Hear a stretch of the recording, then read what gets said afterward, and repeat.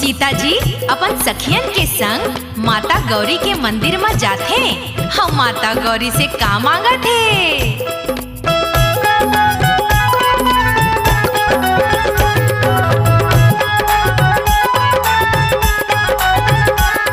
भवानी पूजन आए हो सीता सुकुमारी। भवानी पूजन आए हो सीता सुकुमारी। हाँ, भवानी पूजन आए हो सीता सुकुमारी। भवानी पूजन आए हो सीता सुकुमारी।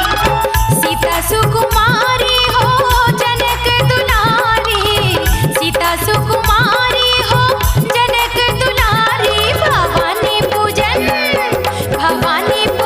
आए हो सीता सुकुमारी। भवानी पूजन आए हो सीता सुकुमारी। भवानी पूजन आए हो सीता सुकुमारी।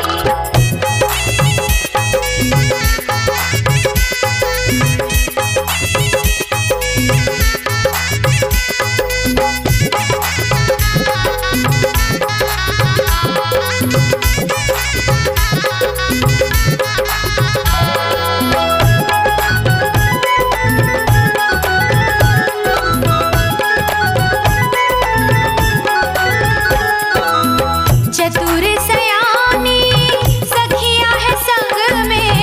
चतुर सयानी सखिया है संग में।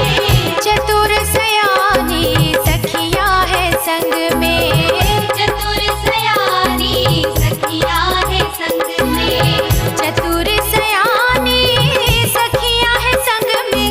सजाए जय हो सजाए थारी लाए हो सीता सुकुमारी। भवानी पूजन आए हो सीता सुकुमारी। भवानी पूजन आए हो सीता सुकुमारी। भवानी पूजन आए हो सीता सुकुमारी।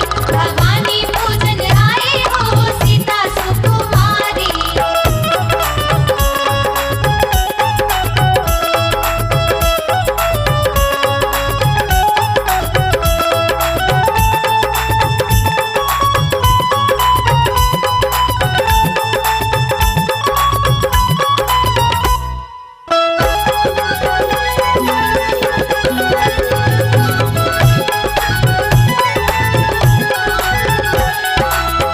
अब देखो भगवान राम और लक्ष्मण वही बगीचा में फूल तोड़े बर आए हैं।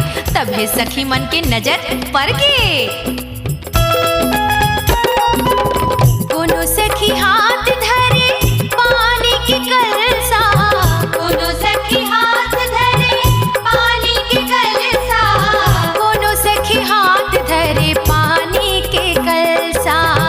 कोनो सखी हाथ धरे पानी के कलसा। कोनो सखी हाथ धरे पानी के कलसा। फूले हैं जय हो फूले हैं फूले वारी हो सीता सुकुमारी। भवानी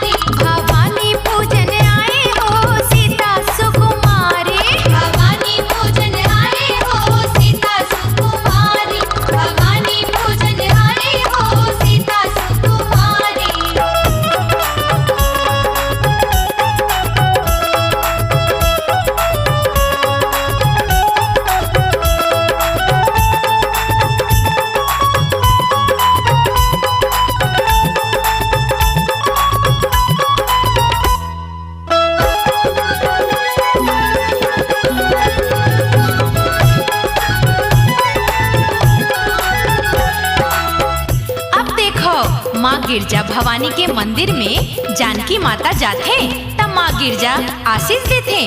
ओला का देथे आशीर्वाद माँ? आशीर्वाद